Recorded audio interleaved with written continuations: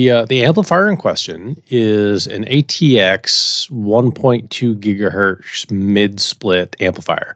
So I picked this one because I happen to know a little bit about it, and I wanted to just run through a couple of things. It's fairly easily available. You can go Google ATX HGD for the high gain dual or HGBT and find these spec sheets and pull them down.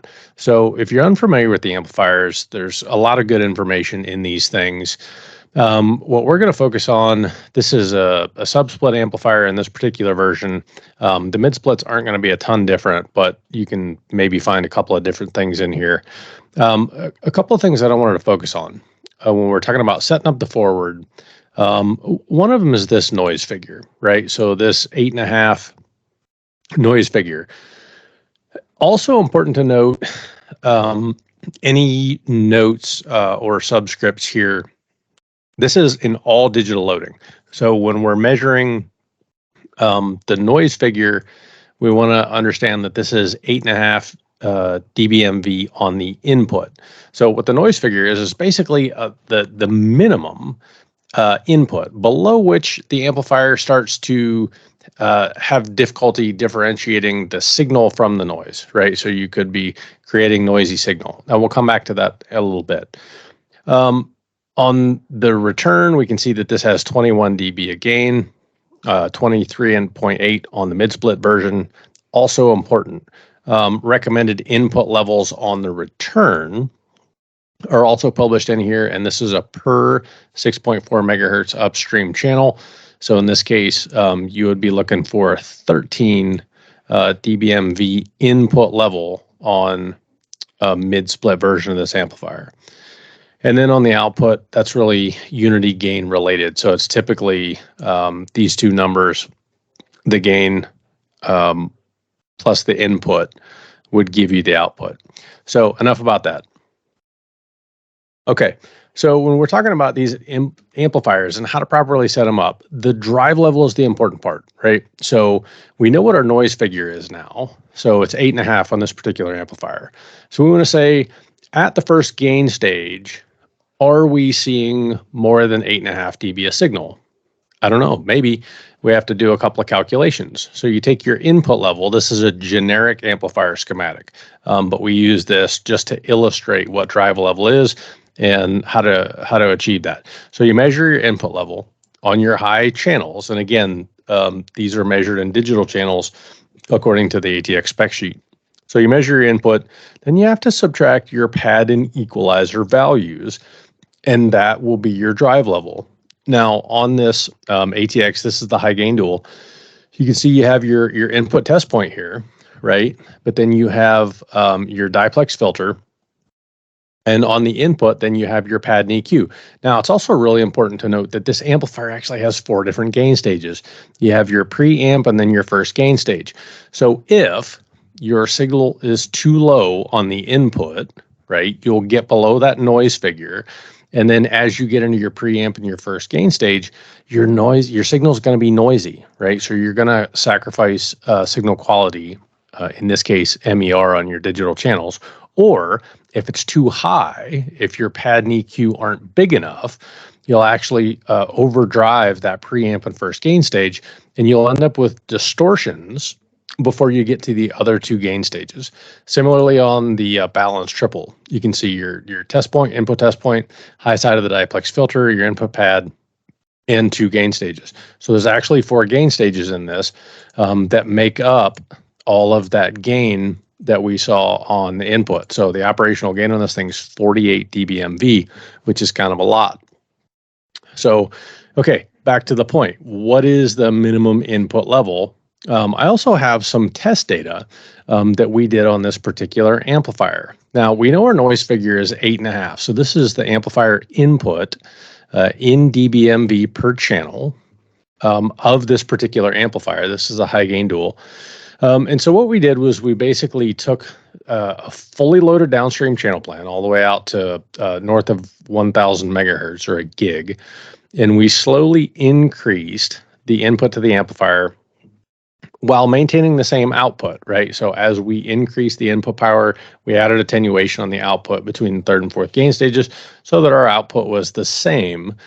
And what you see is as you increase the input, which is that drive level into those first two gain stages, the preamp and the first gain, the MER on this axis gets better and better right up until the amplifier gets overdriven, meaning you have too much signal coming into that first preamp stage, and then your MER really starts to degrade. This is the nonlinear clipping portion of what you might hear sometimes called an NPR curve. Okay, so when we're looking at this red line here is about where the 8.5 dBmV per channel input into the first gain stages.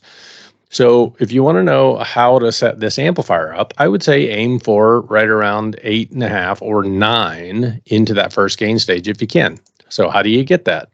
Well, again, you measure your input signal at your test point, and then you have to calculate the losses of your attenuator and your input equalizer, right? So the input minus the pad and EQ loss equals that drive level.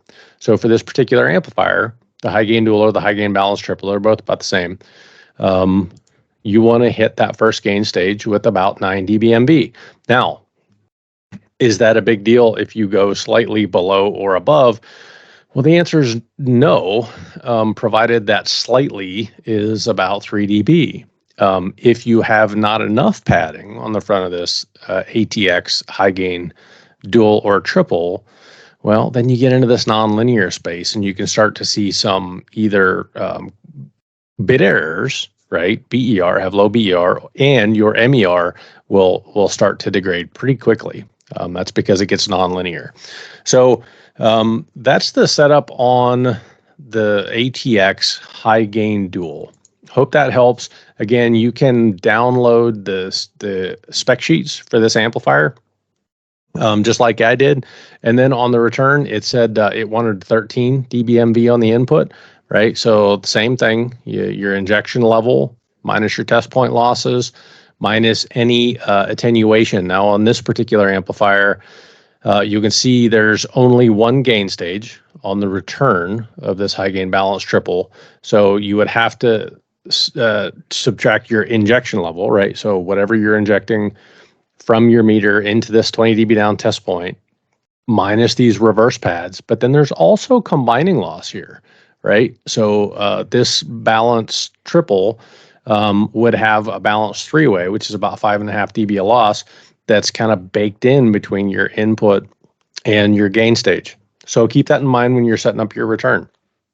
Same story, if you don't have enough going into your return, you could see some low signal quality, or if you have too much and not enough loss, then you could get into that overdriven part of your NPR curve over here.